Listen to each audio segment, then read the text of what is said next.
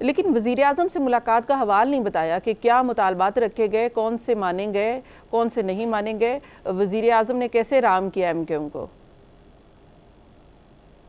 देखिए, मैंने तो अज़राए मजाक वज़ीर आज़म से, उनकी टीम से ये भी कहा, देखें लगता है कि आप लोग शायद इस हुकूमत की इनिंग या अपनी इस बारी को आखिरी बारी समझ रहे हैं और आप समझ रहे हैं कि इसके बाद अवाम के साथ हम डिस्कनेक्ट हो रहे हैं ना, तो इतना हम उनसे दूर हो जाएंगे।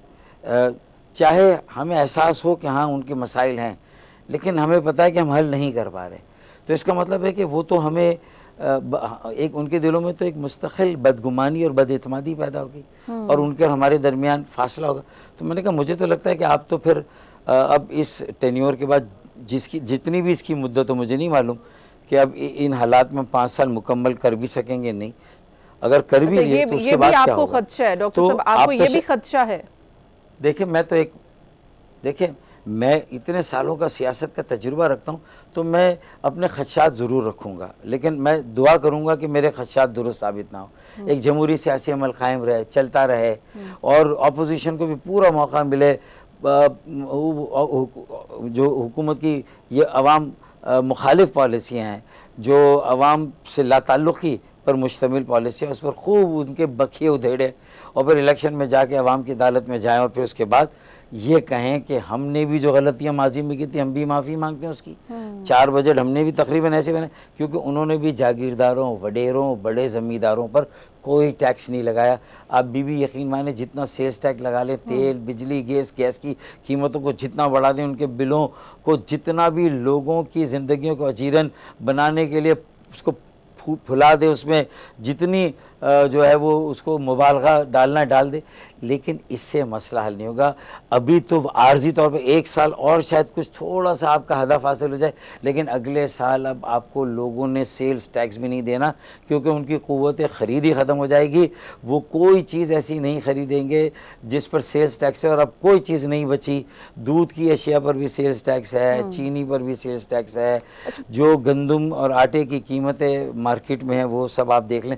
दुनिया में सस्ती गंदम है, दुनिया में सस्ती चीनी है, दुनिया में सस्ती फर्टिलाइज़र है, तो कम से कम पाकिस्तान के शहरों में रहने वाले तो ये कहते हैं कि चीनी और गंदम हम बाहर से ख़रीद लें, हमें ख़रीदने दे, हमें सस्ती मिल रही है। यहाँ की जो आटा भी हमें वहाँ से सस्ता मिल रहा है। ये तो एक इजारादारी है, मोनोपोली है वडेरों जागीरदारों की कि गंदम भी महंगी, गन्ना भी महंगा, और वो जिन मिलों में जाता है उसकी चीनी भी महंगी, उसका आटा भी महंगा। तो मतलब चड भी मेरी पड भी मेरी कि जो सनतें हैं चीनी की और आटे की, उसका इनकम टैक्स भी नहीं देना, क्योंकि उसकी आमदनी भी ज़रिए आमदनी में दिखानी, और ज़रिए आमदनी ज़रात 25% है हमारी मुल्क की मजमूई पैदावार का, ज़रात पे कोई टैक्स नहीं है। बाकी सारे आपकी तनख्वाह पे टैक्स होगा, अगर आपकी 6 लाख तनख्वाह है उससे थोड़ा सा ज़्यादा, उसकी शरह में भी इजाफा कर दिया उन्हें वहाँ। ये हमने सारा वजीर हमने कहा ये ख़त्म करें, 12 लाख से 15 लाख करें सालाना आमदनी, उस पर टैक्स लगाएं, इनकम टैक्स। इसी तरह हमने कहा वडेरों जागीरदारों की 25 लाख 50 लाख की आमदनी पर तो टैक्स लगाएं, हमारी 12 लाख पे लगा दें, उनकी 50 लाख पे लगाएं तो सही, हिम्मत तो करें। IMF तो नहीं कहता कि वडेरों पे ना लगाएं, IMF तो कहता है बेटा जो तुम कर्जे ले रहे हो, जो तुम्हारी ज़रूरियात पूरी नहीं हो रही, तुम जो अल्ले तलल्ले कर रहे हो, तय्युशात कर रहे हो, जो बड़ी बड़ी गाड़ियाँ मंगा रहे हो, बड़ी बड़ी महंगी चॉकलेट्स और आइसक्रीम बाहर से मंगा रहे हो, ये सारी चीज़ें जब बाहर से मंगाओगे, सिगरेट आला किस्म के बाहर से सारे मंगा रहे हो, तो जब ये मंगाओगे तो बेटा ये खर्च तो होगा ना।